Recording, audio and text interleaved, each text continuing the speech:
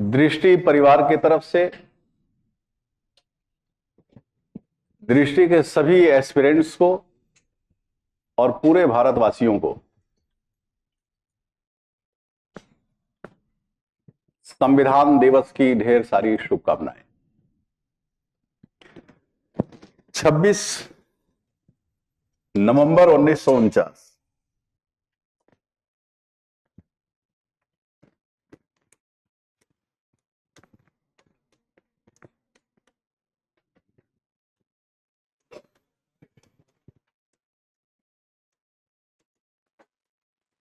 26 नवंबर 1949 को एक संप्रभु संस्था के रूप में संविधान सभा के द्वारा इस संविधान का निर्माण 2 वर्ष 11 महीने और 18 दिनों में लगभग 64 लाख खर्च करके किया गया। उसी तारीख को यानी 26 नवंबर 1949 की तारीख को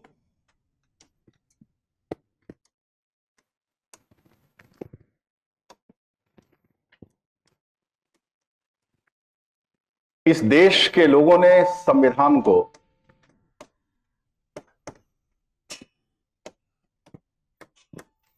अंगीकृत, अधिनियमित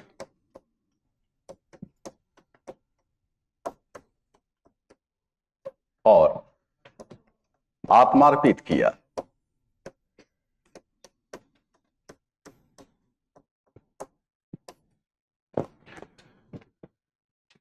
with the people of India, इस देश के लोगों ने। इसी के उपलक्ष्य में 26 नवंबर को विधि दिवस मनाने की घोषणा की गई।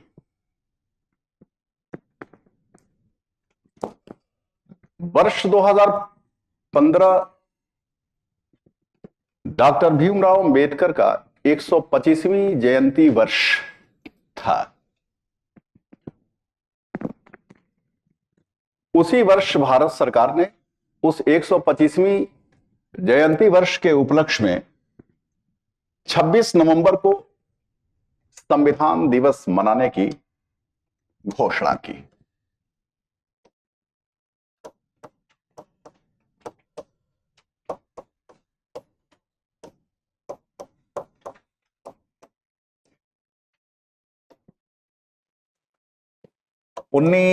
नवंबर 2015 को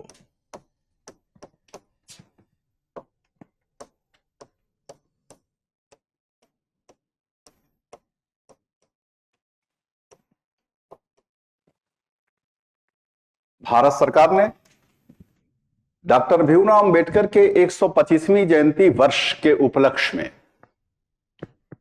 इस विधि दिवस के रूप में मनाए जाने वाले दिवस को बदलकर 19 नवंबर 2015 को संविधान दिवस मनाने की घोषणा की, जो भारतीयों के लिए एक बहुत बड़ा उपहार साबित हुआ। ऐसे संविधान सभा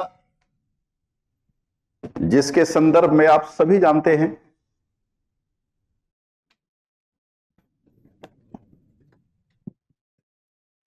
कि ऐसे भारत के संविधान को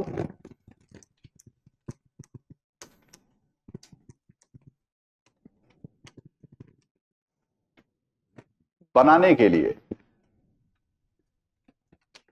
भारतीय लोगों के आकांक्षाओं को, उसके उद्देश्यों को और उसके आदर्शों को साक्षात रूप देने के लिए एक सतत स्वतंत्रता संघर्ष की कहानी शुरू हुई। और उसी के कहानी के परिणाम स्वरूप कैबिनेट मिशन की रिपोर्ट के आधार पर एक संविधान सभा का गठन किया गया, जिस संविधान सभा में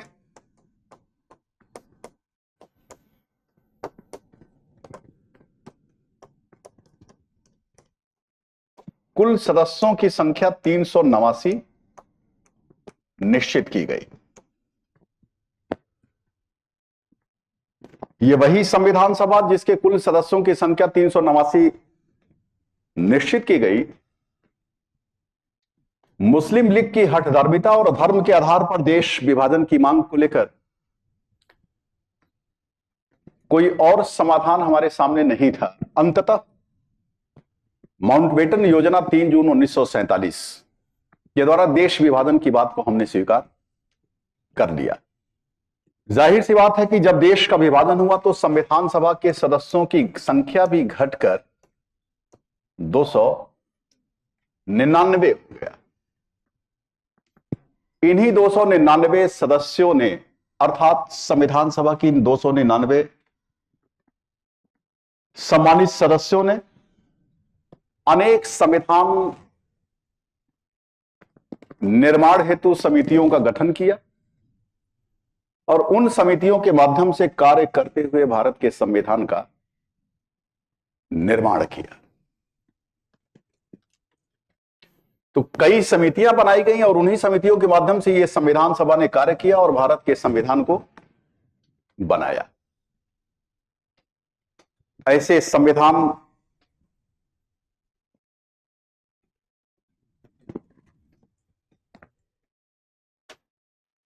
की संरचना कैसी हो, इस संदर्भ में संविधान सभा के सदस्यों को कई चुनौतियों का सामना करना पड़ा। 299 संविधान सभा के सदस्य, और इन संविधान सभा के सदस्यों में कई विचारधारा के लोग थे, कई हितों के का प्रतिनिधित्व करने वाले लोग थे।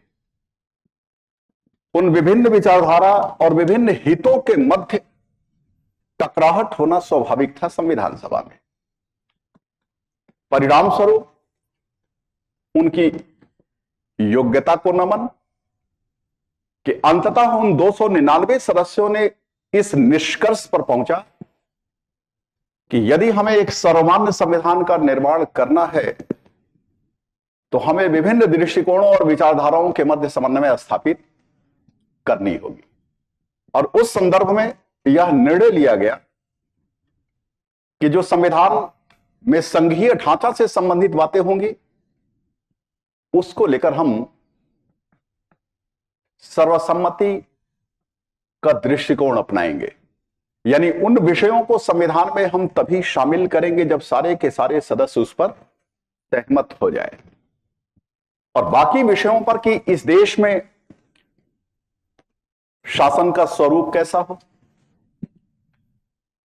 विकास की प्रणाली कैसी हो, अल्पसंख्यकों को देश की मुख्य धारा में शामिल करने के लिए रणनीति क्या हो, राष्ट्र की एकता और अखंडता के समक्ष उत्पन्न होने वाली चुनौती के लिए क्या हमारी समझ हो,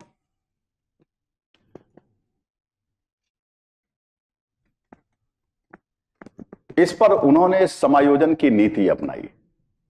समायोजन कहते हैं कि अगर एक तरफ से यह बात हो रही है कि संविधान कठोर होना चाहिए, यानी संविधान सभा के उन्हीं सदस्यों में से कुछ का यह कहना कि संविधान कठोर होना चाहिए, तो कुछ लोगों का यह कहना कि लचीला भी होना चाहिए। हमने समायोजन की नीति अपनाई, कठोर भी बनाया और लचीला भी बनाया। ठीक वैसे ही संघात्मक व्यवस्था को लेकर भी परिचर्चा, और उस परिचर्चा में संघात्मक होना चाहिए या एकात्मक होना चाहिए। तो हमने राज्यों के बीच सहयोग की भावना का विकास करने के लिए जहां पर संघवाद के मूल लक्षणों को स्वीकार किया, वहीं पर राष्ट्र की एकता और अखंडता को सुनिश्चित करने के लिए राज्यों की तुलना में केंद्र को मजबूत बनाया, जिससे राष्ट्र के समक्ष कोई भी चुनौती उत्पन्न हो तो हमारी भारत सरकार उसका सामना करने में समर्थ। तो दो रणनीतियां अपनाई गई, सर्वसम्मति की और दूसरा समायोजन की। अंततः एक ऐसे संविधान का निर्माण हुआ कि उस वक्त की जो आबादी थी उसके आवश्यकताओं की पूर्ति इस संविधान के माध्यम से की गई। लेकिन आने वाले पीढ़ी के लिए यह मूल प्रश्न कि वह आज भी उस संविधान सभा के द्वारा निर्मित संविधान का पालन क्यों करती है, तो उसका एकमात्र कारण है कि आज भी इस देश के लोगों की आकांक्षाओं को पूरा करने में हमारा संविधान समर्थ है और पूरा करने का वचन भी देता है। ऐसे संविधान सभा में एक पक्ष आपके सामने है कि संविधान सभा में उत्तर प्रदेश का क्या योगदान, क्या भूमिका रही, यानी संविधान के निर्माण में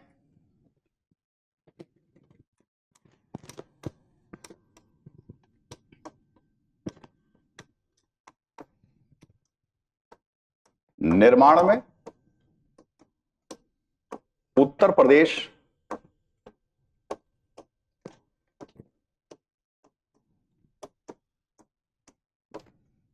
की क्या भूमिका रही। तो आज भी इतिहास के पन्नों पे दर्ज है कि संविधान सभा में सबसे ज्यादा सदस्य संयुक्त प्रांत उस वक्त था। उस संयुक्त प्रांत में संविधान सभा के सबसे ज्यादा सदस्य 55 सदस्य निर्वाचित हुए थे। उन 55 सदस्यों में से कई ऐसे सदस्य थे जो संविधान निर्माण हेतु बनी समितियों में महत्वपूर्ण भूमिका निभाए। जैसे नाम आता है आपके सामने गोविंद बल्लभ पंत का।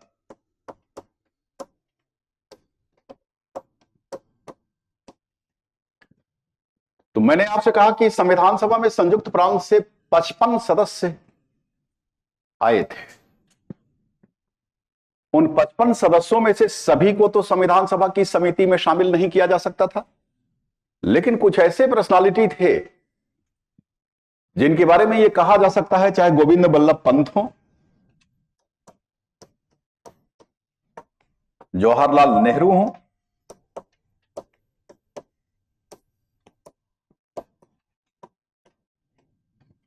किदवई हो, हृदयनाथ कुंजरू हो,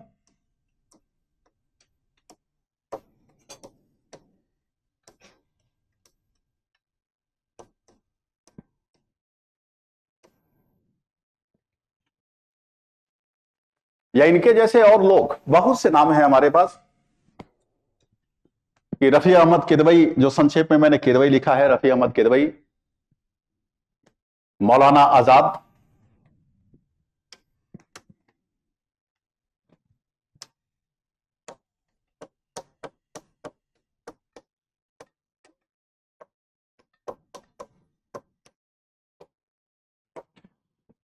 ये वही मौलाना आजाद है जिन्होंने इंडिया मीन्स फ्रीडम लिखा था, जो स्वतंत्रता के प्रारंभिक वर्षों में भारत में प्रतिबंधित पुस्तक थी।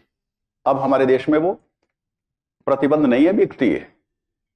ये वही मौलाना आजाद जो कांग्रेस के सबसे लंबे समय तक अध्यक्ष के रूप में कार्य किए।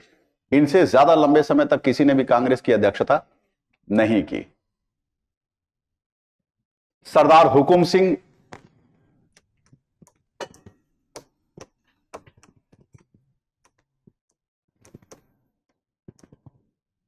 एक महिला भी थी, श्रीमती, क्या नाम है उनका,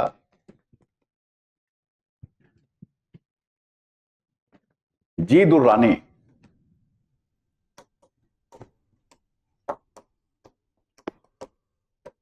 मैंने जो कहा है उसको आपने ध्यान नहीं दिया। बेगम एजाज रसूल थी जरूर, लेकिन वो निर्वाचित नहीं हुई थी, वो देशी रियासत से परामर्श के द्वारा आई थी। बेगम एजाज रसूल थी, एनी मस्कराने थी, और एक और थी, वो परामर्श के द्वारा आई थी, ये निर्वाचित थी, इसलिए उनकी चर्चा मैं कर रहा हूं। तो संविधान सभा में उत्तर प्रदेश से 55 सदस्य थे, जिनमें से प्रमुख नाम और भी हैं। ये वो सदस्य हैं जिन्होंने मूल अधिकार समिति, अल्पसंख्यक सुरक्षा को लेकर, नीति निर्देशक तत्व को लेकर, संविधान की प्रस्तावना को लेकर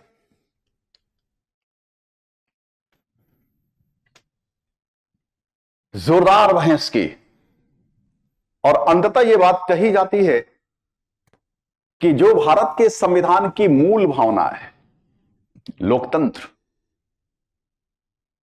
धर्मनिरपेक्षता, संघीय ढांचा,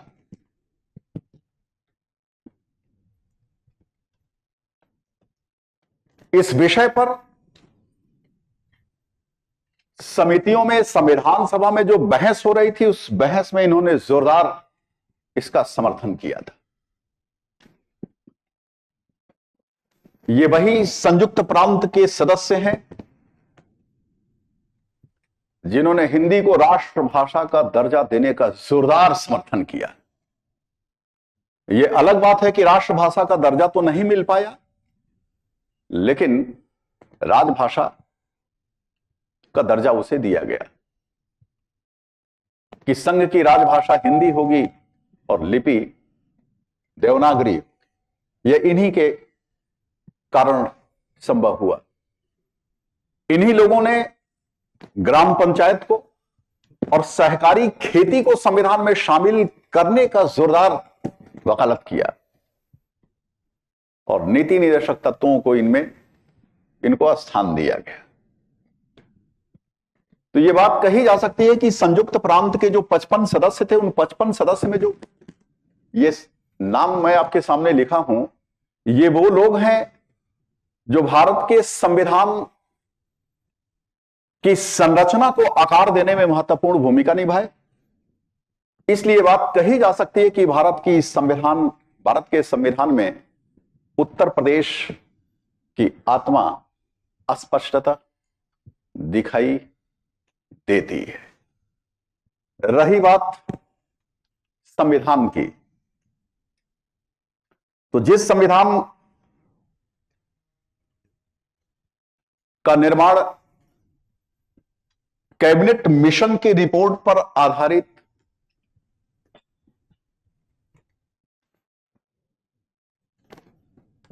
संविधान सभा का गठन किया गया, उसी संविधान सभा ने इस देश के संविधान को बनाया।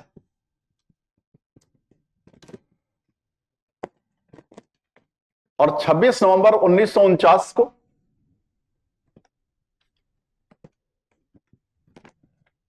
तृतीय वाचन पूर्ण हुआ।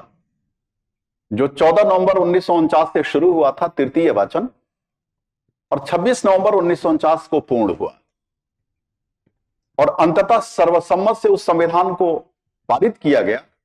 और पारित करने के पश्चात डॉक्टर राजेंद्र प्रसाद ने हस्ताक्षर की, तत्पश्चात सारे सदस्यों ने हस्ताक्षर की और अंततः उसी 26 नवंबर 1949 को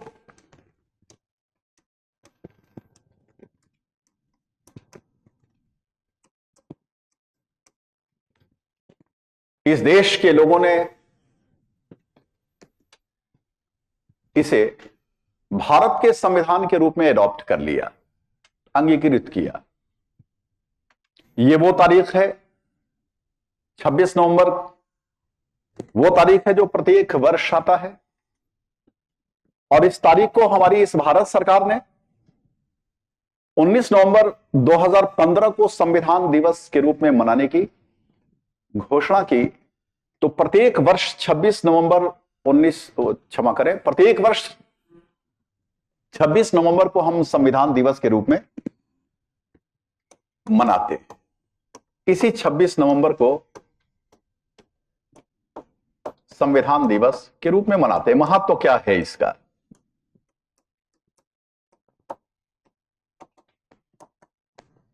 छब्बीस नवंबर को संविधान दिवस मनाना सिर्फ औपचारिकता ही है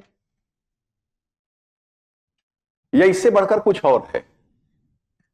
तो संविधान दिवस केवल एक औपचारिकता नहीं है, जैसा कि हमारे लिए हर त्योहार एकमात्र औपचारिकता बनकर रह गया है। यह एक औपचारिकता नहीं है, बल्कि इस देश के समस्त नागरिकों को संविधान को अपने जीवन में उतारने के लिए एक स्वर्णिम अवसर देता है। कि अगर वर्ष भर हमने संविधान के अनुसार आचरण नहीं किया तो कम से कम 26 नवंबर हमें याद दिलाता है कि अभी भी समय है कि हम एक बेहतर नागरिक होने का सबूत दें। और जिन लक्ष्यों को, जिन आदर्शों को और जिन आकांक्षाओं को हमारा संविधान अभिव्यक्त करता है, उसमें एक सक्षम नागरिक के रूप में हम भी अपनी सक्रिय भूमिका का निर्वहन करें और एक बेहतर देश का निर्माण करें। न केवल एक बेहतर देश का निर्माण करें बल्कि एक ऐसे समाज का निर्माण करें जो प्रगति के रास्ते पर हमें आपको लेकर चल सके, और वह समाज विविधता से भरा हो, न केवल विविधता से भरा हो बल्कि उस विविधता में एकता भी मौजूद हो, जिससे भारत एक ऐसा बाग बन सके जिसमें केवल एक तरह का फूल न खिले बल्कि विभिन्न प्रकार के फूल खिले, जिसमें से एक नहीं कई प्रकार की खुशबू इस देशवासियों की आत्मा को आनंदित कर सके। आप सारे लोगों को पुनः एक बार संविधान दिवस की बहुत बहुत मेरी हार्दिक शुभकामनाएं। अब एग्जाम की तैयारी को और बेहतर करने के लिए हमारे चैनल को लाइक, शेयर और सब्सक्राइब करना ना भूलें।